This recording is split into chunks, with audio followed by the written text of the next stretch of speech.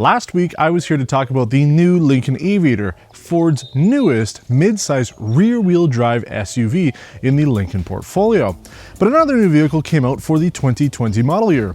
This 2020 Lincoln Corsair Reserve is what we're taking a look at today. Now there's two trims here in Canada, Standard and Reserve. There's a bit of a price difference. This Reserve starts at $50,500 Canadian, and we've got quite a few options on here to bring that price up to a staggering $66,725. It's quite a bit for a compact luxury crossover, but we're going to go over some of the things that you get with it.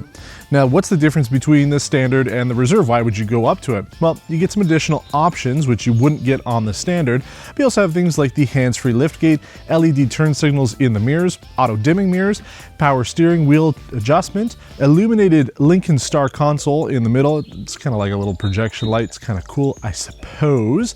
You have illuminated door scuff plates, a Revel 14-speaker audio system, and what I think is probably the best option, the Bridge of Weir Deepsoft leather, which is an option on the Standard, but you get it on this trim. And you also have LED fog lights. Now again, $66,000 and change. That's quite a bit. But unlike the direct competition, which we featured, the 2019 Cadillac XT4, this has more power from its 2.3-liter inline-4 engine. Uses an 8-speed automatic transmission with all-wheel drive and produces 295 horsepower, 310 pound-feet of torque. If you went with the regular 2-liter engine in this, you'd still get 250 horsepower, 280 pound-feet of torque, so not bad overall. As I mentioned, we have a number of packages on here, such as the 202A package. That's $11,300. It's quite a bit, but you get the tech package, the perfect position, massage seating, and the adaptive suspension. We also have the $850 Flight Blue paint. It's a dark, smoky blue color. I really like it. And then my favorite, the Beyond Blue interior package. Can't remember the last time I've seen a blue interior on a car. I believe the BMW 3 Series has a blue interior option, maybe the X1, X3 as well. A couple other options on there. It's not really important. As I mentioned, this is fully loaded. Why are you going to consider the Lincoln Corsair? One of the reasons is going to be the interior. If you come on over here, you'll see that the inside is quite different from what you would get from other vehicles. Not so much from Lincoln. It's kind of what you would expect. But when you get into the back seat, that's where business starts to happen. This seat, the driver's seat, is actually reclined. It's in the easy exit mode.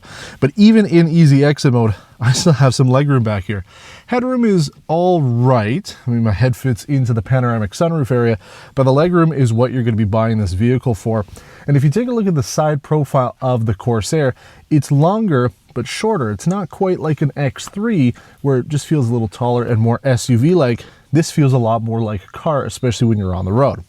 Now we're going to talk about some of the features on the inside of this vehicle as we take it on a road test, but I think you're going to be very impressed with this, especially if this is the first time you might be considering a Lincoln vehicle. So let's get behind the wheel now. We'll take this Corsair on the road and see everything else you need to know about this $66,000 compact luxury crossover. Look at this interior. I love it. If you look back, I think it's about 3 or 4 years now, one of the first episodes, in fact, the first episode I would consider to be what is modern test drive today, we did on a 2003 Mercedes-Benz E500 sedan. And that car, we called it the baby blue Benz because the exterior and interior was like a baby blue color. Now the problem with that Mercedes was every single piece of the interior was that same baby blue color. The steering wheel, the dashboard, the seats, the floors, every piece of that car was baby blue. It was way too much. But you look at this, Beyond Blue. It's nice, right? It doesn't cover the entire car. The dashboard's black, the steering wheel in the center is black with just the blue accent on the inner portion here. The center part of the leather dashboard is blue. Center console, again, just the leather is blue with the seat facing, so it doesn't overwhelm the senses, but still gives you just a really nice interior here. And again, the only car that I've seen personally that has a blue like this was a 2019 BMW 340i. and it looked really good. But again, it was just maybe a little too much blue. With this, I'd say it's the perfect mix of it. Now, there are 4 other colors that you can get for the Corsair. I would say this is the best one, especially with the exterior flight blue paint. I think it just gives this car a different image on the road. Somebody looks through the window because they're curious to see what you're driving, I think they're going to be impressed. Now, we talked about this last week when we did the Aviator. This is not just a cookie cutter Ford Escape. They've completely redesigned the exterior and interior from the new generation Escape to make it a different vehicle from the Ford counterpart. You could argue, though, that it is still similar to the outgoing MKC that died for 2019.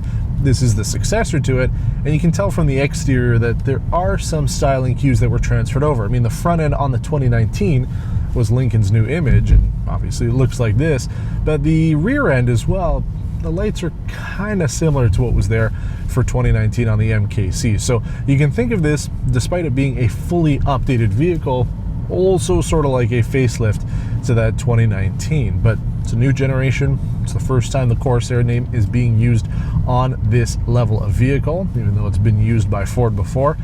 And I'd say it lives up to it. Really has a lot of the same features and tech that we expected to find in the Aviator. Okay, you don't have the light touch door handle, so you still have to use a conventional door handle to get in and out.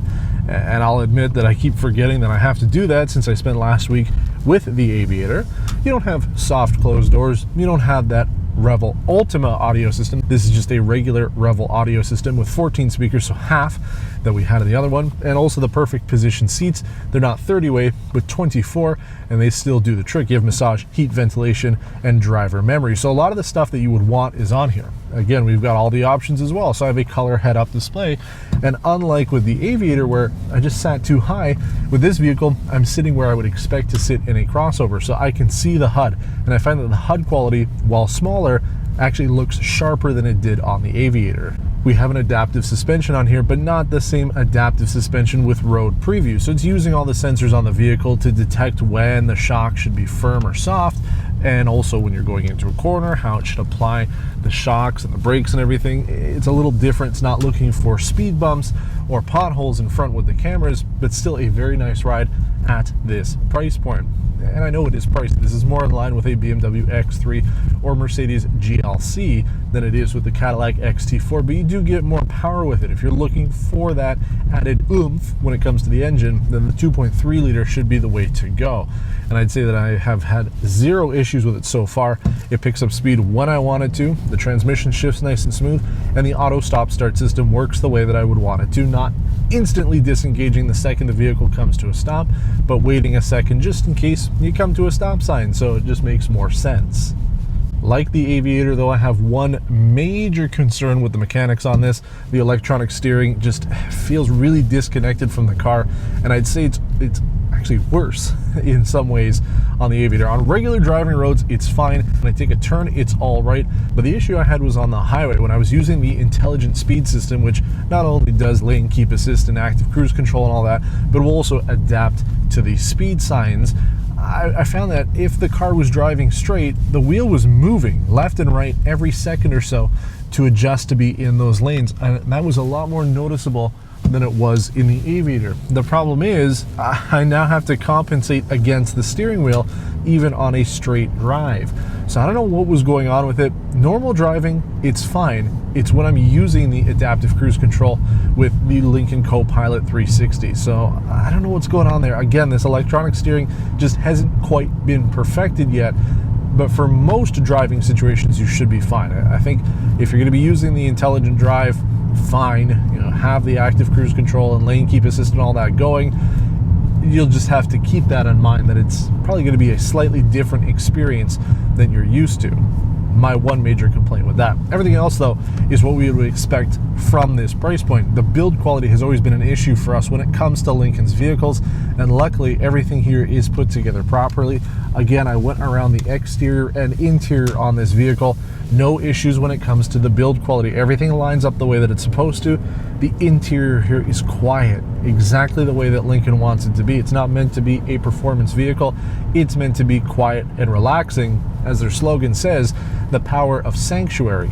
It's why you have a sound screen windshield here to prevent some of the road noise. And that's another reason why they've added a new rear integral bush suspension system on this to help with road noise, harshness, and vibration. So everything that goes into this vehicle is to make it comfortable and relaxing. The driver is meant to not have to worry about all the stress and drama that comes with driving a car, and that's what stands out for Lincoln. And like its cousin Aviator, this vehicle has alert tones specifically created by the Detroit Symphony Orchestra. So it's just, again, a little different than what you get from the competition. Lincoln didn't just create a vehicle. They didn't take the platform that Ford created for the Escape, slap on a badge, and call it a day. They've worked hard on this vehicle to make it stand out not only from the Escape, but also from the competition. They know it's not going to be the vehicle for everybody, but it's going to be a vehicle for a lot of people who want something that's just no fuss. And I have to say, with some of the interior choices on here, like this blue, I can see this being a very popular vehicle because I really like it. In fact, I like this more than I liked the Aviator because I don't need a huge vehicle. I don't need a 3-row crossover or a 3-row SUV. Something like this on a day-to-day basis works so well. But I think it really just is these seats. I'm in love with the color on this. We need more color like this. Sure, you can get red seats from a lot of manufacturers, but not always blue. And I really like that. So if you're looking for a comfortable, quiet, relaxing vehicle, this is the way to go. You have to get over the steering on this. It's not the worst, but it's also not the greatest. Price is going to be a bit hard to swallow as well, especially if you want all the features, as things like the 202A package require you to go up to the 2.3 liter engine. So you're going to be spending more on this than the American competitors, but you're going to be in line with what the Germans have to offer. And for some people, that's just not worth it when it comes to any American brand. We once again are shown by Lincoln that they know what to do with their vehicles, and I expect this will be a very popular seller for the brand. They need a compact vehicle. Even though a lot of people do like larger sized vehicles in the luxury segment, it's still important to have something at the entry level. And until we get the redesigned Lincoln Zephyr, this will be the option for a lot of people. If you have any questions about this car, please leave a comment below, as we always try our best to get back to everybody who leaves a comment on this show. If you like the video, give it a thumbs up, and if you haven't done so already, please subscribe to the channel, as it helps us keep track of how we're doing on YouTube. Until next time, thanks for watching, and take care.